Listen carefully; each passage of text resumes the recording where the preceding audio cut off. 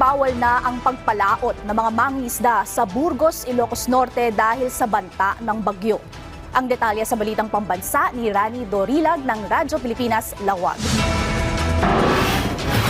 Hindi na pinayagang mangisda ang mga residente ng Barangay Bubon, Burgos, Ilocos Norte ng mga kasapi ng Philippine Coast Guard Substation ng naturang bayan. Ayon sa isang miyembro ng PCG Burgos, ipinagbawal na nila kahapon ang pangingisda ng mga residente ng naturang barangay kung saan nakaparada na lamang ang kanilang mga bangka sa Bubon, Baywok. Patuloy naman ang kanilang pagbabantay sa lugar na isa sa mga coastal barangay ng bayan ng Burgos. Samantala, nagbigay na ng direktiba si Governor Macho Marcos Manotok sa lahat ng mga alkalde sa Ilocos Norte na pagalawin na ang mga resiliency teams, maghanda ng relief goods at supplies at linisan ang mga daanan ng tubig. Maalalang nagtamo ng malalang pagbaha, pagkasira ng mga sakahan at mga proyekto ng gobyerno dahil sa pananalasa ng bagyong Julian.